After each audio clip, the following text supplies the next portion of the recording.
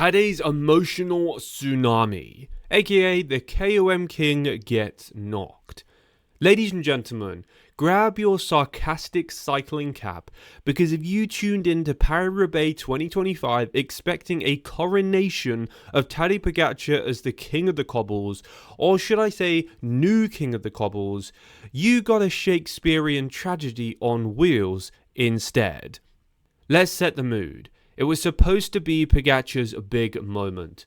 The Slovenian wizard had blitzed the Roubaix cobble sectors in training with Strava KOMs that made even hardened Flandrians do a double take. But come race day, reality hit harder than Carrefour d'Albret in a crosswind. After the race, when Pogačar finally unclipped, stared into the smoggy Roubaix air and muttered a cryptic, "Yeah, it wasn't great," the cycling world collectively tilted its head and said, "That's it?" But no, that wasn't it. In a post-race interview that's already being dissected by amateur body language analysts on cycling Reddit, Pogačar elaborated, quote, "I felt really strong in the recon rides. I thought maybe I could win. But after the crash and the mechanical, I just didn't have the legs anymore. Van der Poel was strong today. He deserved it." He thought maybe he could win. Classic Pogačar. Low-key ego wrapped in titanium-grade humility. But you could see it. The grimace, the slight headshake, the ghost of disbelief. He had believed deep down that he would win. That he should win. He had taken Strava KOMs on Mons en Provelle, Campine en Provelle, and even sections of the legendary Arenberg Forest during his recon rides only days before the Paris-Roubaix race. That's like walking into the Louvre and outpainting the Mona Lisa before breakfast. His average wattage for one sector was reportedly north of 420 watts for over 4 minutes. Casual, very casual. The fans had already anointed him the new cobbled messiah. So when the race gods gave him a big old metaphorical rear flat in the shape of an actual rear flat and a poorly parked media moto, the myth came crashing down faster than his rear mesh did after the bike change. Fans who remember had screenshots of his Strava numbers ready to go viral. They were left reeling. Tweets like, quote, "Tadej broke the sector record last Tuesday. How did he get grabbed today? #rigged. And, quote, "This is why Strava KOMs are just vibes. Matthew van der Poel equals warlord. Poggy equals influencer." This flooded timelines all across not just Twitter, but also Reddit and social media. Even Jan Bakelants, former pro and world-class quote machine, said on Belgian TV, quote, "You can train fast all you want, but Paris-Roubaix is not a test ride, it's a war, and today Van der Poel broke a tank."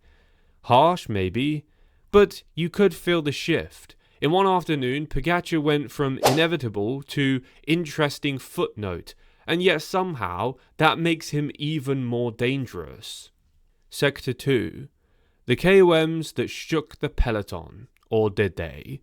Let's rewind a week. Tadej Pogačar rolls out for a recon ride on the cobbled carnage that is northern France. The weather, filthy. The bike, immaculate. The watts, nuclear. Strava segments started falling like flies in a sauna. Notable conquests include Campine en Provelle, KOM snatch from a quick-step classic specialist, Mons en Provelle, averaged 430 watts for nearly 4 minutes with a normalized power that made your Garmin cry, and of course the one I struggle to pronounce, Carrefour d'Albret, took over 15 seconds off a time held by a former Roubaix winner.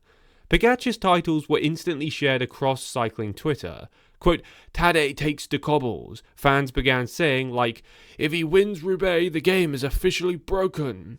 People forgot he was alone. No crowds, no crashes, no tray motos, and allegedly some light motor pacing in certain sectors. If you want to see that, click my last video. His cadence never dropped below 85 RPM on any of the segments. Heart rate, high but not maxed. Basically, it looked like he was dancing across the cobbles with angel wings and a ceramic bottom bracket. Section 3. Motor pacing. Legal-ish, ethical-ish, Pogačar-ish. So I covered this in my last video. Be sure to go check that out if you want to know the exact details of the Strava KOMs and that clip of him supposedly motor pacing during one of the attempts. Yep, it's juicy stuff. Whispers, rumours, murmurings, whatever you want to call it. Basically all coming from a grainy video that looks like it was shot on a Nokia 3000 of Pogačar trailing behind a motorcycle for just a few hundred meters. Quote, "But that's cheating," cries the KOM purist. "That's training," scream the pros. "It's not cheating unless you're caught, and then only a little," says OK, probably nobody officially. UCA rules are clear in races. Motor pacing is not allowed unless you're returning to the peloton after a mechanical. But this was a training ride, so technically nothing to see here. Morally, well, that depends on how seriously you take Strava segments. And let's be honest, every World Tour team trains behind a motor now, and then. It's a standard training method. The only crime Pogačar allegedly committed was doing it on a hallowed cobble, with eyes of the Strava police watching. Van der Poel's camp said nothing at all, but you just know they were watching. Section 4. The mind games that almost worked. So was this all just psychological? Of course it was. This is a Tadej Pogačar we are talking about. The guy who launched up La Redoute in Liège like it was chasing an ice cream truck. He's a master of the wink wink nudge nudge, I'm just training, don't worry about it routine. By uploading his KOMs, he let Van der Poel, Mads Pedersen and every other cobbled hopeful know one thing. I'm coming and I'm faster than you on Tuesday. It was an incredibly effective ploy. Cycling pundits were falling over themselves. Quote, "If Pogačar can hold those watts on race day, it's over." Quote, "He's reinventing the Roubaix prep." Even Van Aert, sadly absent this year, apparently said, quote, "If he wins Roubaix, we are all in trouble." So yes, the KOMs weren't about training. They were about planting doubt, about making the king of the cobbles wonder, just for a second, if their reign was ending. Section 5. So, what now for Poggy Boy? You'd think this might shatter him, right? Well, wrong. Tadej Pogačar doesn't shatter. He just changes goals and, well, adapts. Rumour has it that on the team bus, post-defeat, he shrugged and said, well, there's always the Tour. Because that's the real focus. Roubaix was a delicious side quest.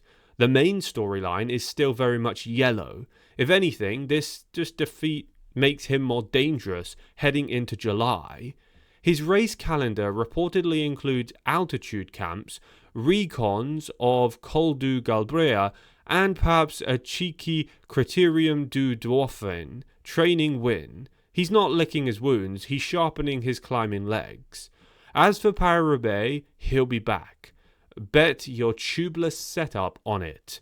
Section 6. Final thoughts from a sarcastic cycling fan. So, was the Strava stunt pointless? Not really. Was the defeat humiliating? Not quite. But was it hilarious watching fans flip-flop between Tadej is a god and actually Roubaix is different in a single week? Oh, absolutely. In the end, we learned something important. Paris-Roubaix humbles everyone, even Tadej Pogačar. But don't be fooled, this wasn't the end of his classics dream, this was just chapter 1. You heard it here first. Next year, he wins Roubaix, and he'll probably take a few more KOMs on the way. Until then, don't blink, because Poggy Boy doesn't wait around.